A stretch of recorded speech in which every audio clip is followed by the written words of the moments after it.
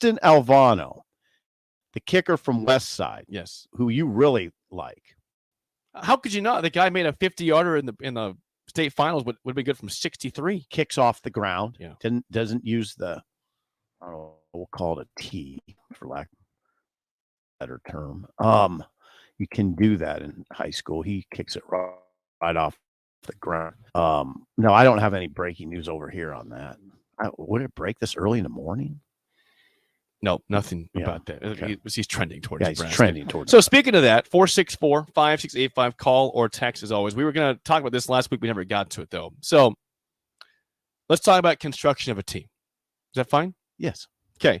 What is more important to becoming an elite team in the new NCAA? A good recruiting class from high school or transfer portal signings? If you were to advise Matt Rule on how to build this team year one and beyond. It's complicated by you.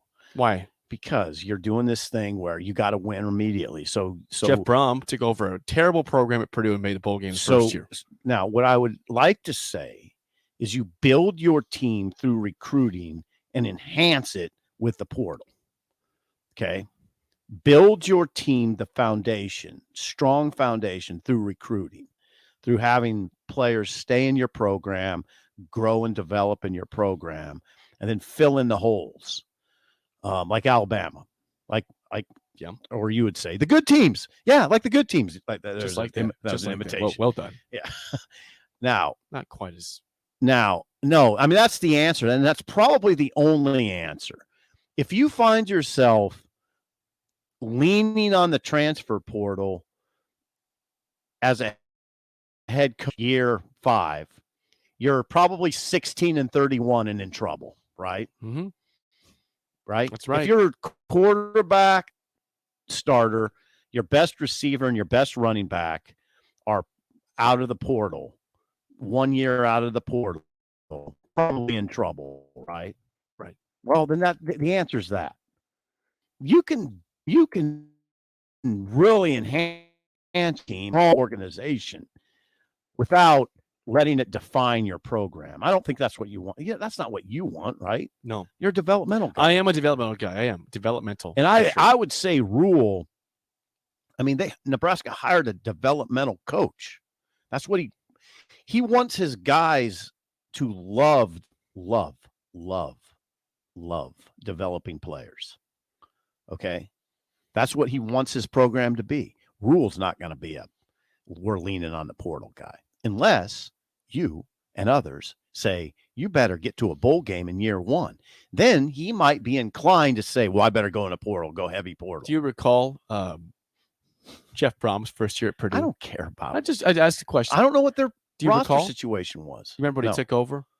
I don't. Did Darrell Hazel leave a good roster for him? A good team? I doubt it. Went 7-6 his first year. Oh, congratulations. Jeff Brom, the new Louisville head coach. Remember him? That guy just won the West this year. Yeah. Well, maybe we can be like Purdue. Maybe we can. I'm just. My point is, it's not ludicrous to expect a bowl game. We're not doing this again. We're staying on task. We are. Which I'm curious if Matt Rule were in the room. We asked the question. Well, how would he answer that? Well, he'd have to answer it in a politically correct form. We expect to win every game.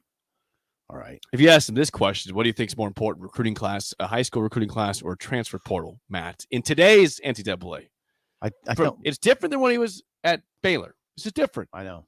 The transfer portal is a real never thing. Dealt with the portal. He's not. You know, I think that there's only one answer here. How would you push back?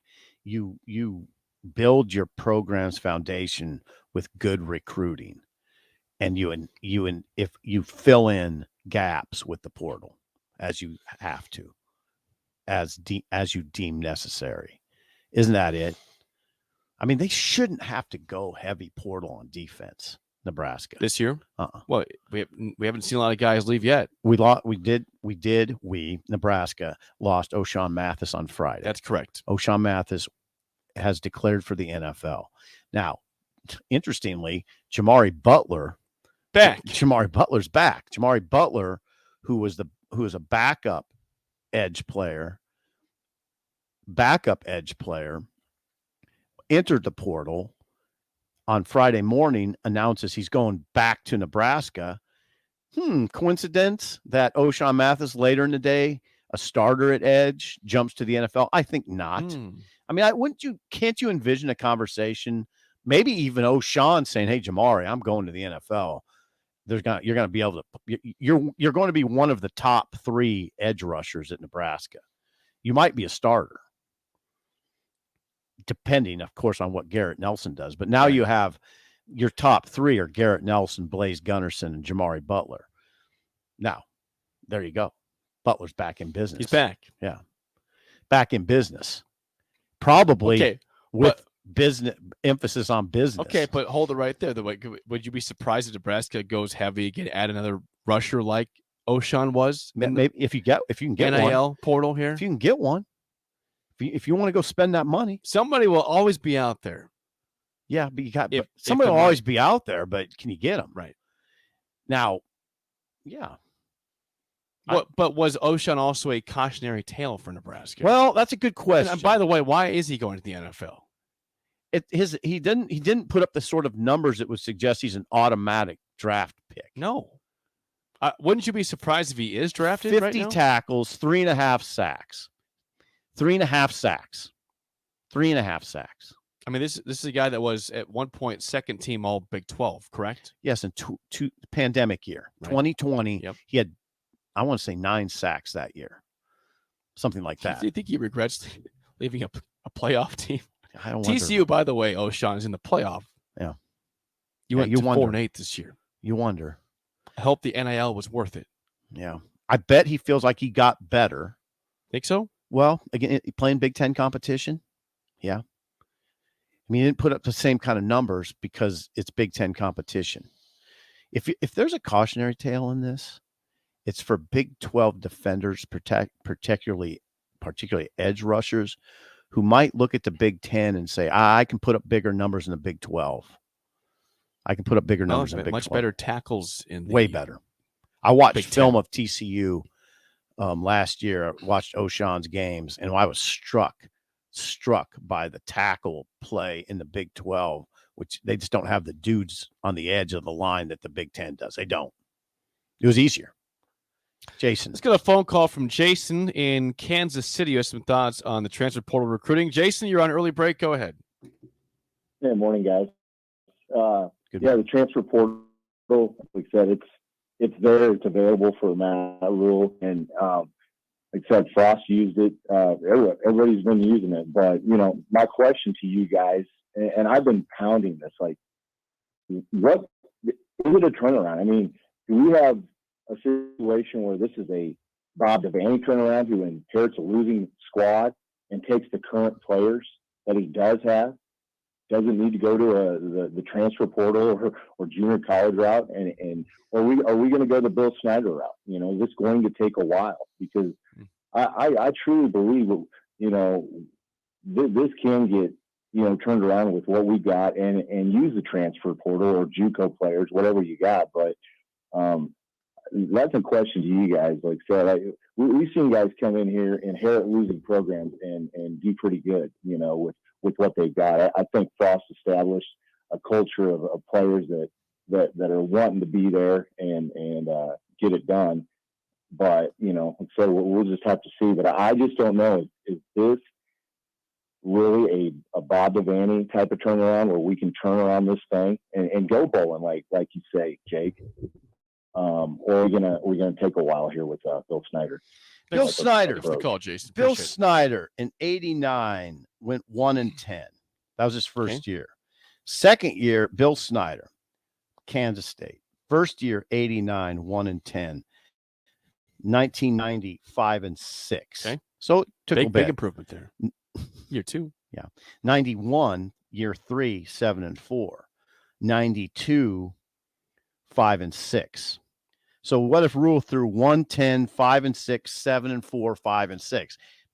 You're running him out of town. Well, right. Kansas State was absolutely dreadful when they got there. I mean, getting their butts kicked. Historically bad. Nebraska's not been historically bad for the. But not in college football's right. Not for a prolonged period. Right. Exactly. I don't know. It's a different story. Is Rule going to be Devaney? Is he going to whip it around fast, or is he going to be Bill Snyder and take a little bit of time? I'd be okay with a little bit of time as long as he builds a strong foundation. That's where me and you differ. Well, there's a foundation that's already set defensively if all those guys stay. Now, we mentioned Mathis gone. Ernest Hausman likely gone. Gone for now. He's gone. Nowhere yet, but gone. He's gone. Now, here's the other thing. We haven't even talked about the quarterback situation. In the portal, your question, what is more important to become an elite team in the new NCAA, recruiting class or transfer portal? That's a great just quarterback discussion. It is. Right? Now, Nebraska's quarterback discussion is getting a little bit complicated for reasons that we haven't talked about, which is it was reported in Husker Online in the Tunnel Talk that it looks like Casey, this was reported on Husker Online, that Casey Thompson and Logan Smothers probably are going to be out during the spring because of surgeries. All right, that's Logan Smothers and Casey Thompson. The development, okay, that's a development, right? I mean, doesn't that suggest you got to go to the portal? Maybe. Well, it probably does, right? If Casey's not available in the spring, we don't even know what Casey's going to do. And Logan's not going to be available in the spring. Yeah, I think portal for sure. You got to go get a quarterback. Now, they told Harburg, you're not moving to tight end, and we prefer you to stay in the program. We like you. The coaches told Heinrich Harburg, we want you here as a quarterback. We see the film. We like what we see. Harburg.